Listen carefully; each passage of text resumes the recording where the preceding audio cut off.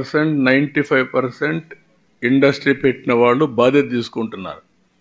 ఎక్కడో 1 or 2% బాధ్యత రాహిత్యంగా ప్రవర్తిస్తున్నారు. వాళ్ళకే నేను ఇప్పుడు చెప్పింది. 95% చేసిన వాళ్ళు ఐ హ్యావ్ టు ప్రొటెక్ట్. అందుకే నేను డ్రాస్టిక్గా పోవడం లేదు. డ్రాస్టిక్గా పోవాలంటే 2 నిమిషాలు డెమాన్స్ట్రేట్ చేసేవాడిని కాదు, అది కాదు. I want to respect them. At the same time ఎవరైనా సరే కార్డు పడేసి మేము ఏం చేసినా జరుగుతుంది అనుకుంటే I want to act.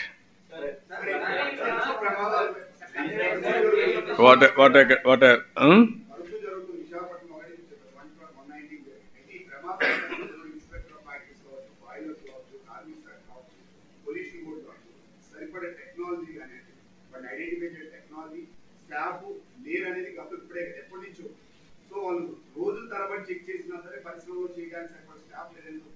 So ఇప్పుడు ఈ ప్రమాదాలు కూడా గతంలో కమిటీస్ వేసినా వాళ్ళు పూర్తిగా ఇన్స్పెక్ట్ చేయట్లేదని ఉంది. గతంలో పాలిమర్స్ ఇన్సిడెంట్ కూడా చేయలేదు. సో వాళ్ళు చేయాల్సి ఉంది కానీ ఎవరు వెళ్ళలేదు. సో దీనిపై ఖచ్చితంగా ప్రభుత్వం సీరియస్ యాక్షన్ తీసుకుంటుంది. నేను అందుకే మీకు చెప్పి డెఫినెట్గా స్టాఫ్ లేకపోతే స్టాఫ్ పెంచుతాం.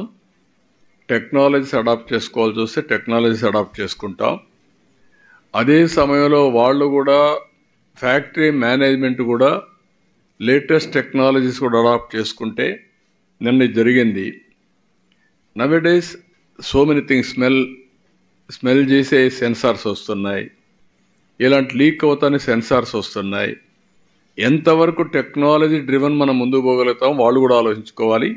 అవసరమైతే గ్రూప్ ఆఫ్ ఇండస్ట్రీస్ మీటింగ్లు పెట్టి వర్క్షాపులు పెట్టి ఇవన్నీ కూడా డిస్కస్ చేసి అటు గవర్నమెంట్ ఇటు ఇండస్ట్రీ రెండు కలిసి public safety and at the same time environment ఫ్రెండ్లీగా ఏ విధంగా పోవాలన్నా ముందుకు పోతాం. అందుకే మీరు చూస్తే first time I have brought so many reforms in industry.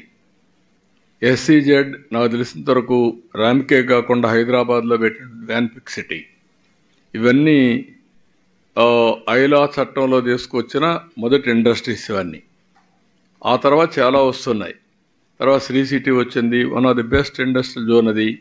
ఇక్కడ బ్యాండిక్స్ వచ్చింది, అది కూడా బాగా జరుగుతూ ఉంది. ఇవన్నీ ఇంకా చాలా వస్తున్నాయి. Future is that.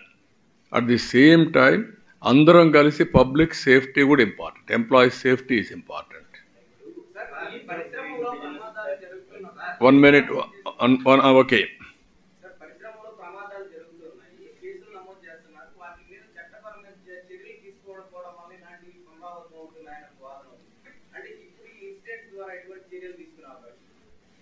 నేనేమంటున్నానంటే మీకు ఒకటి చర్యలు తీసుకోవడం, రెండోది ఎప్పుడు చర్యలు తప్పు చేసిన వాడి మీద పగడ్బందీగా చర్యలు తీసుకోగలిగితే ఇది జరుగుతుంది. ఒక్కొక్కసారి మనం తీసుకున్న వాళ్ళు కూడా ఫర్మ్గా ఉండాలి, రైట్ పర్సన్ మీద తీసుకోవాలి, తప్పు చేసిన వాడి మీద తీసుకోవాలి. ఈ ప్రభుత్వం ఒకటే చెప్తున్నా, ఎవరిని ఉపేక్షించాం. అట్ ది సేమ్ టైం మళ్ళీ ఏదంటే చేసి ఇన్వెస్టర్స్ కాన్ఫిడెన్స్ పోవడానికి కూడా వీలు లేదు. బ్యాలెన్స్ మాది టైట్ రోప్, ఇది గుర్తుపెట్టుకోవాలి. ఇప్పుడిప్పుడే చాలామంది ముందుకు వస్తున్నారు ఇండస్ట్రీస్ పెట్టడానికి.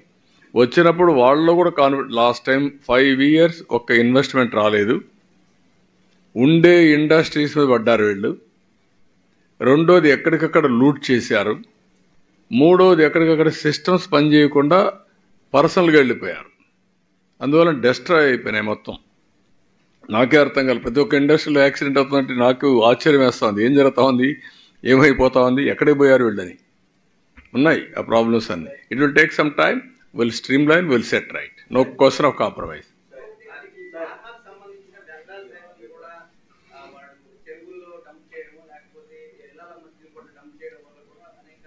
నో, అవి జరగడానికి వీలు లేదు. I'm very clear. ఇక్కడ అడ్వాంటేజ్ ఉంది ఫార్మా ఇండస్ట్రీకి. అట్ ది సేమ్ టైం వీళ్ళు ట్రీట్ చేయకుండా ఇష్టానుసారంగా చేసి ఎన్విరాన్మెంట్ని పొల్యూట్ చేసేది కరెక్ట్ కాదు.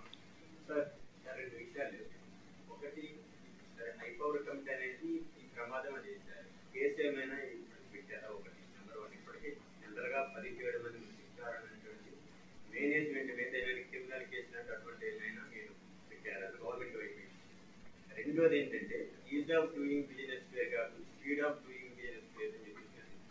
అది ఈజ్ ఆఫ్ అంటే నో వాట్ ఐఎమ్ సేయింగ్, మీరు ప్రపంచంలో ఇండస్ట్రీస్ పెట్టలేదు మనమే పెడుతున్నాము అనే ఆలోచన కరెక్ట్ కాదు. Be clear. మనం ఇండస్ట్రీ రాకుండా ఉంటే ఎంప్లాయ్మెంట్ క్రియేట్ చేయలేము, ఎంప్లాయ్మెంట్ క్రియేట్ చేయలేము, వెల్త్ కూడా క్రియేట్ చేయలేము. మనం తీసుకోవాల్సిన ప్రికాషన్స్ ముఖ్యం. కానీ మీరు బిజినెస్ చేయొద్దండి, అందరిని లోపలేసేయండి, లేదంటే మొత్తం కొట్టేయండి, లేదంటే ఇండస్ట్రీస్ రాకుండా తరివేయండి అంటే మళ్ళీ నష్టపోయేది మన పిల్లలే. ఆ విషయం మీరు గుర్తుపెట్టుకోవాలి. రెండు బ్యాలెన్స్ అన్నాను. ఇది జరగకూడదు. కానీ వారసత్వంగా వచ్చిన లెగసీలో వచ్చిన సమస్యలతో ఇవన్నీ వచ్చాయి. ఒకప్పుడు జరగలేదు. ఇవన్నీ భయంగా ఉన్నారే. ఆ భయం తీసుకురావాలి, అవేర్నెస్ తీసుకురావాలి. నో రే వినాలి. మరి నువ్వు నీ ఐడియాలజీ అమారుకుంటే నేనేం చేయలేను. కొంతమంది మీ మైండ్ అమారుగా ఉంటాయి.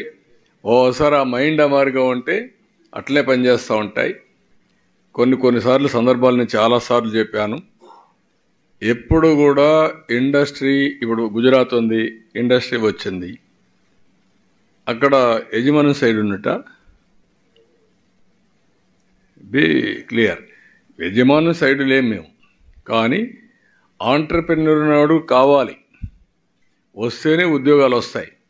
ఉద్యోగాలు రాకపోతే సన్యాసి రాచుకుంటే ఏమొస్తుంది?